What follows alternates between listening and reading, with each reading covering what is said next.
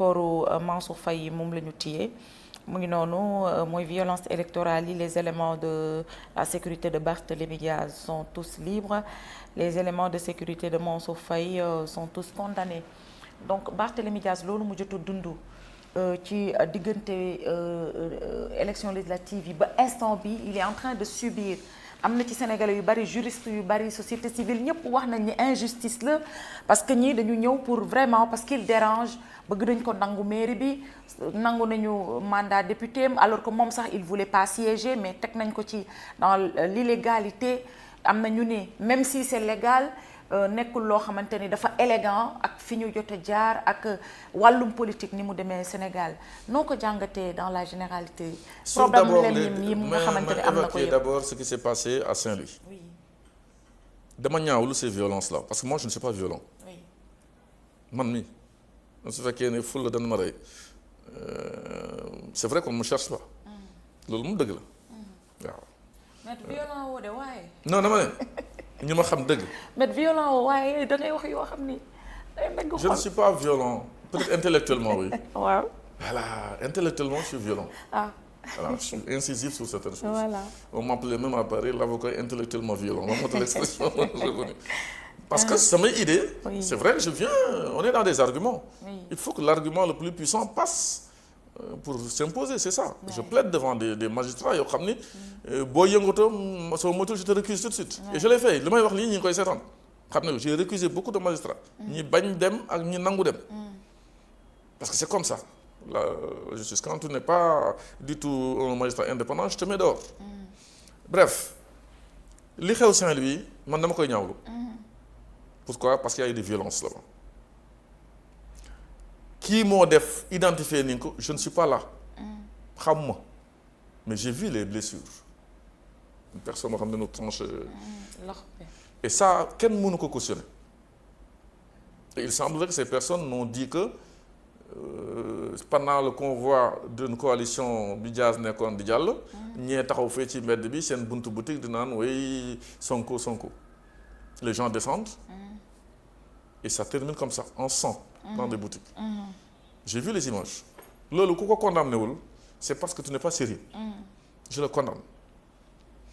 Ensuite aujourd'hui il y a une décision qui a été rendue. moom nga may jox nii. Je salue l'esprit d'apaisement. Libérer beaucoup d'entre eux. Je ne parle pas de les gens de Mansour ou les gens de Diaz. Je dis il y a beaucoup de libération. Je pense sur le plan purement judiciaire. Bu fekkee am na ñoo xam ne condamné leen il y a quand même le double degré de juridiction ils vont faire appel. Et ça nañu xaar c'est pas encore définitif. loolu rek la ñu si mën a jàpp si côté boobu. Ensuite le fait que Diaz xam nga mes relations avec Diaz. saaga na ma fii wax ma lu mu bëgg a wax. mais bu ñu naan ay gentlemen. il faut que ñu nekk ko.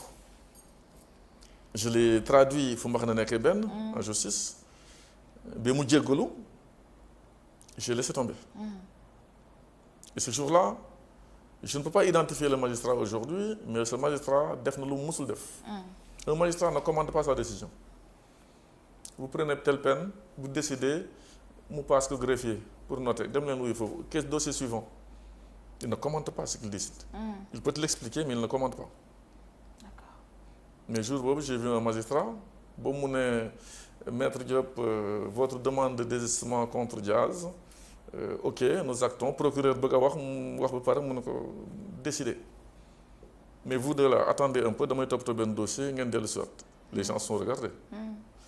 boobu ñëwaatee daf ma ne li ngeen def ni vous êtes des grands hommes des avenir de ce pays. Ce que vous avez fait là si tout le monde le faisait nous serons moins engorgés.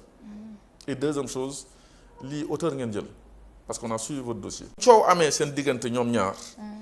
kan moo gën a mieux placé au Sénégal pour jéem a aussi dox. jàmm. C'est moi. Je l'ai dit. J'ai lancé un appel à Ousmane Sonko, j'ai lancé un appel à Diaz pour ñu mën a gisee pour cette chose-là. Ousmane a accéléré. Est-ce que c'est lui qui a accéléré mooy il faut ñu jël il faut ñu dindi ko fii. Trois choses laa ciy wax te ku ci mën a dindi virgule ci li may wax nga wax ma ko. benn bi mooy ma nekk opposition ma nekk au pouvoir. La loi c'est la loi voilà. Mais est-ce que L277 bi dafa changer. C'est un article qui est dans le code électoral. buy wax ne tout votant municipal de la commune peut saisir le préfet pour que constater l'inéligibilité de quelqu'un, d'un maire. Est-ce que texte bu bees la? Sous Macky Sall le texte existait. Sous Macky Sall, Diaz était définitivement condamné depuis décembre 2023. Et pourtant dégg nga le président du PASTEF ne la kenn du ko fi dindi maire bi Diaz lay sant ci 5 ans yi contre Macky Sall. Et pourtant la loi ne dit pas ça. mooy bu leen arrangé nii la bu leen arrangé loolu mooy politicienne loolu moo gêne Sénégalais yi. ça c'est une chose. waxu démb ak waxu tey. man jëlal ma sama waxu démb nga jël sama waxu tey nga xool dans tout ce que je fais. muy metti waxal dëgg muy neex waxal dëgg moo loolu moo gën moo doo ci ñaaw suba. sinon rek ci vaar ngay dëkk. deuxième chose mooy. en droit parce que man loolu moom moo dañ ma mooñaale droit mooy la forme gouverne le fond en droit loo bëgg nga dem Dakar wala bëgg nga dem Makk dañ ne am na noo fay demee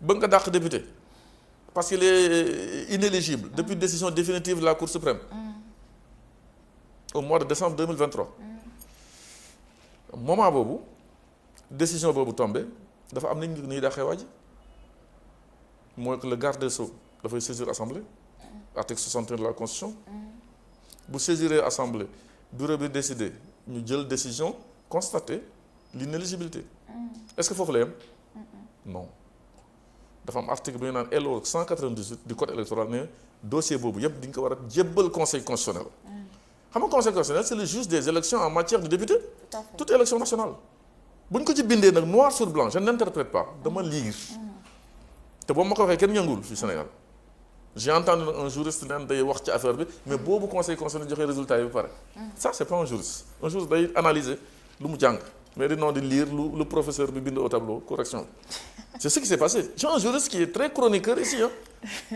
nee naa démb sax benn waaye boo xam ne mi ngi nekk sur le plateau woo naa ko mi ngi may dégg ma ne ko pourquoi jour ba ma fa jaaree ko nekku fa je serai sur ce plateau encore parce que man du ma daw man la pourquoi nga bàyyi ba professeur bi joxe résultat ngay doog a wax et ça a duré une semaine pour vous dire rek que ni ñuy def forme bi mooy il fallait saisir le conseil constitutionnel c'est écrit defuñu ko c'est ça le problème et quand le conseil constitutionnel est saisi devant cette situation conseil constitutionnel dafa daw dafa ne man sama yoon nekku ci du ma ci wax je suis incompétent ñu dem cour d'appel j'ai pas encore le contenu de la décision xaw ma lan la du ma ci wax pour le moment dem nañu cour suprême on va attendre de voir si on fait le tour du Sénégal des juridictions. Cour d'appel est-ce que débouté ko aussi.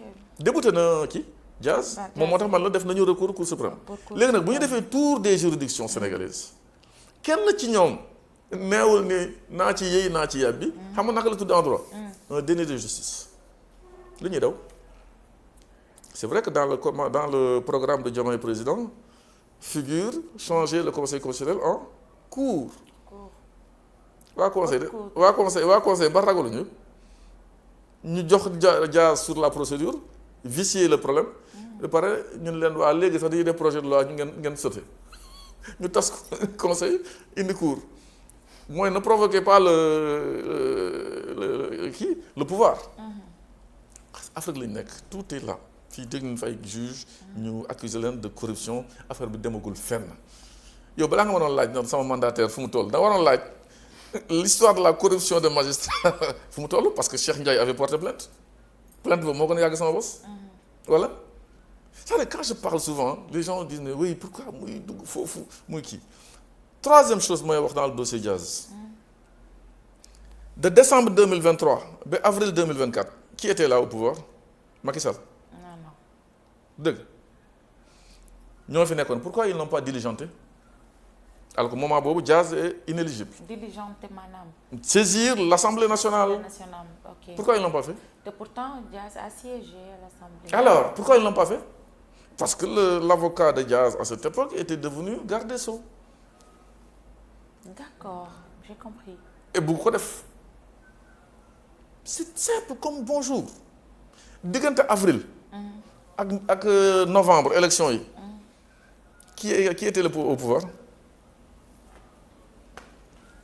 C'est Diomaye, le pouvoir actuel. Pourquoi ils n'ont pas saisi le ministère de l'Intérieur ak les nu mu tee encore ñi nga xam ñoo yore fichier électoral bi à tout moment là, à toute époque, pour mën a constater inéligibilité quelle dindi ko ci fichier électoral bi, comme ils ont voulu faire avec Ousmane Sonko. Ils l'ont pas fait. Ça s'appelle une carence. Ils ont fauté. Le ministre de l'Intérieur là ak ministre de la Justice, ils ont fauté sous ce régime sur le dossier de Diaz. Fekk duñu egg fii. Le 10 octobre, il y a eu la décision du Conseil constitutionnel qui a permis à ce que, du moment permettre ça parce qu'ils étaient candidats. Il y a eu 2 recours croisés. Ben contre Ousmane Sonko sur son éligibilité, benen bi contre Diaz.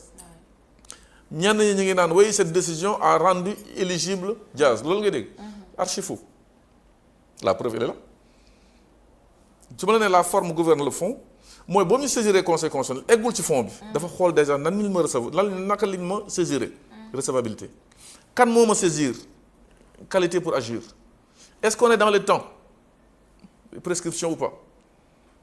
ba mu xoolee foofu balaa muy dugg ndax éligible ou pas dafa ne ki ma saisir waruma saisir damay dem màkk waaye fas bi ma bëgg a yóbbu tu fas moom mën a yóbbu avion moom mën a yóbbu mais fas moo ma saisir mu ni fas mënu ma saisir parti mënu ma saisir loolu yéeme na de. une coalition mënu ma saisir il y a que le ministre chargé des élections qui peut saisir LO 184 le Conseil constitutionnel pour déclarer quelqu'un inéligible seul kooku saisiroo ko mais pourquoi ñoom saisiruñu ko téyel la seen loxo tamit foofu loolu mooy ne je déclare que ki ma saisir waruma saisir éligible na wala éligible egguma fa c'est le fond mais sur la recevabilité la forme je déclare donc cette décision là elle a été rendue mais yooyu yëpp c'est une cascade de comportements qui sont passés yoo xam ne moo indi lii yëpp mais in fine comme ni nga ko waxee sànq en résumé les Sénégalais li ñu koy ñaawlu mooy waxu politiciens yi bu leen arrangé diw bu ma laal mais bu ñu àndatul rek du ma la rendi. Maître est-ce que de loolu tam. àndandoo bi jeex na. xam naa daal président nee nga n'existe plus waa ji da leen war au contraire yéen la ñu war est-ce que nekkul loolu parce que ba léegi gisuma mën nga jeter ko ay fleurs. il a fait. mais Maître mais pourtant il a fait des bêtises. voilà mais pourtant.